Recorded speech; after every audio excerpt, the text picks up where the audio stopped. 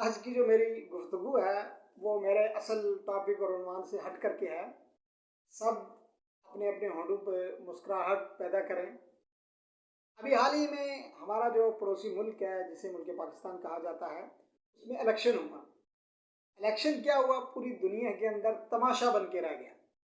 اور چونکہ آج کا دور وہ پہلے والا دور تو نہیں، آج سے 25 سال 20 سال 30 سال پہلے کہاں کیا ہو رہا ہے، ایک گھر کے پاس دوسرا گھر ہوتا تھا تو وہاں خبر نہیں ہوتی تھی۔ لیکن آج ایسا وقت ہے کہ دنیا کے آخری کونے کے اندر اگر کوئی واقعہ رونما ہوتا ہے تو پوری دنیا کی توجہ اس کی طرف ہو جاتی ہے۔ اور پھر ایک بات یہ آپ حضرات بھی جانتے ہیں، ملک پاکستان کی سیاست کون کر رہا ہے، اس کو ڈیل کون کرتا ہے، اور اس سیاست کا چہرہ کون ہوتا ہے، اس کے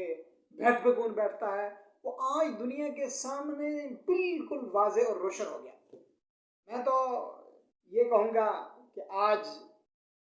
مولانا ابوالکلام آزاد اور ان کے ہم نوا لوگوں کا جو نظریہ ہے وہ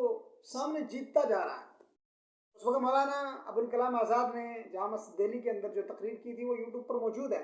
آج کے نوجوانوں کو سننی چاہیے۔ مولانا ابوالکلام آزاد نے بہت ساری باتیں کہی ہیں، ان میں سے ایک بات یہ کہی تھی کہ یہ جو ملک اسلام کے نام پر بنایا جا رہا ہے نا، اس ملک کے اندر اسلام بے یار و مددگار ہوگا،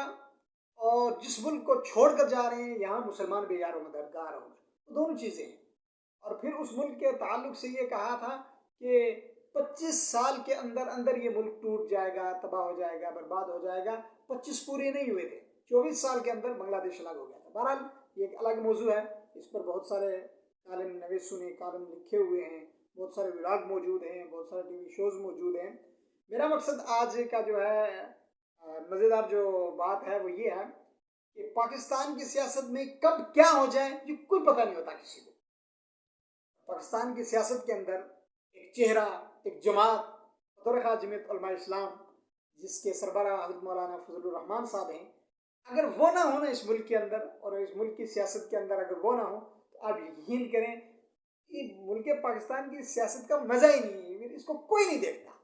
اس وقت آپ دیکھیں کہ اسٹیبلشمنٹ جس انداز سے نواز شریف کو لائی ہے اور لا کر کے جس انداز سے الیکشن کروائے گئے ہیں، اب مولانا فضل الرحمان، چونکہ ظاہر بات ہے ہم یہ سب کچھ یوٹیوب کے ذریعے سے، فیس بک کے ذریعے سے، دیگر سوشل میڈیا کے ذرائع کے ذریعے سے ہر آدمی جانتا ہے۔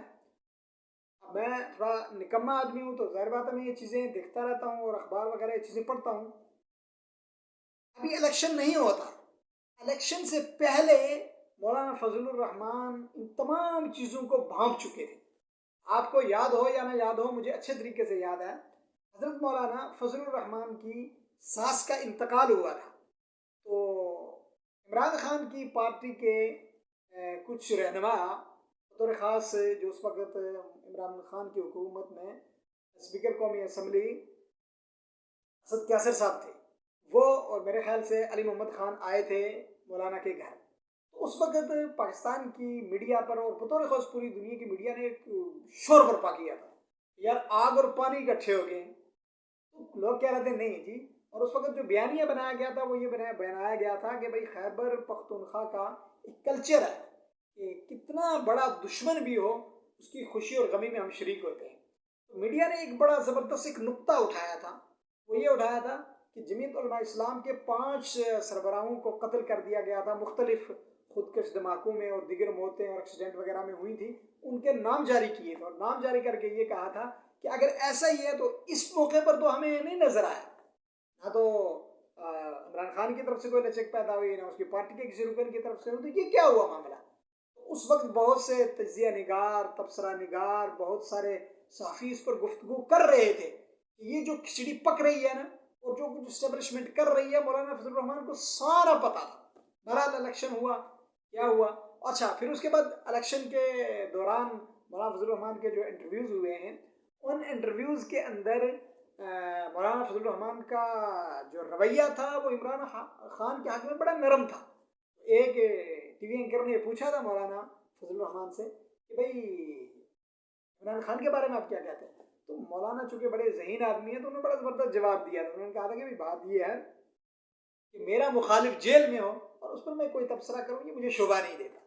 उस वक्त भी बहुत सारे लोग तबसरा कर रहे थे कि भाई बर्फ पिघल चुकी है, मतलब बर्फ पिघलना शुरू हो गई है। बहरहाल दिन देखा, इलेक्शन हुआ, फिर 2 दिन 3 दिन मौलाना खामोश रहे, फिर एक दिन अचानक जनाब धमाकेदार प्रेस कॉन्फ्रेंस आती है और वहाँ की इस्टेब्लिशमेंट को ऐसा और जनाब रगड़ा लगाया जाता है, वो आप हजरात सबके सामने। बहरहाल कल जो है पीटीआई का वफद मौलाना फजल रहमान को मिला और इस वक्त पूरी दुनिया की मीडिया और बतौर खास पाकिस्तान की मीडिया और जितने बड़े बड़े यूट्यूबर हैं, अगर कहीं जिक्र है तो वो सिर्फ मौलाना फजलुर रहमान का,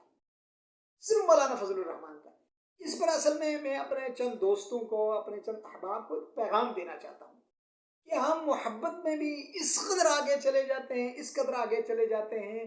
कि कभी पीछे मुड़कर नहीं सोचते, और अदावत भी जब होती है तो हम कभी रास्ता नहीं छोड़ते। अब कोई कह सकता था कि मौलाना फजलुर रहमान और इमरान खान कभी एक पेज पे आएंगे?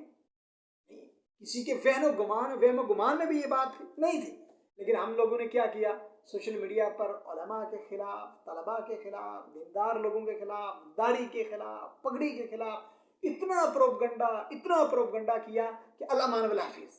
वाजे कौन जा रहे हैं, अपोजिशन में इकट्ठे बैठेंगे और न जाने अंदरूनी खाना उनके क्या मामला तय हो गए हों। चूँकि मेरा तो उस मुल्क से ताल्लुक नहीं है, मुझे मेरा हक भी नहीं बनता तबसरा करना, लेकिन वहाँ की जो न्यूज़ होती है, वहाँ का जो मामला होता है, वो इंटरनेशनल सूरत इख्तियार कर जाता है और फिर पूरी दुनिया की नज़रें लग जाती हैं। और आज बतौर ख़ास यूथ जो है वो मीडिया के प्रोपगंडे में आ जाती है।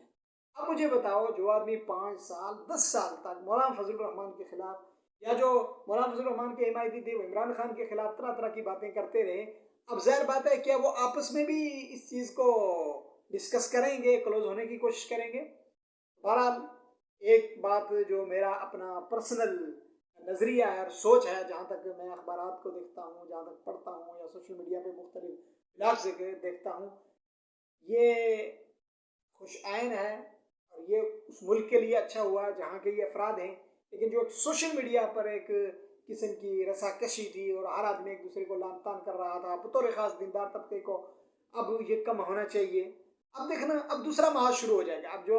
नून लीग के, पीपल्स पार्टी के हिमायती हैं, अब वो मौलाना के खिलाफ जो है महाज खोल देंगे और ये दूसरी तरफ जो है ये हिमायती बन जाएंगे। बहरहाल कोई किसी को रोक नहीं सकता, लेकिन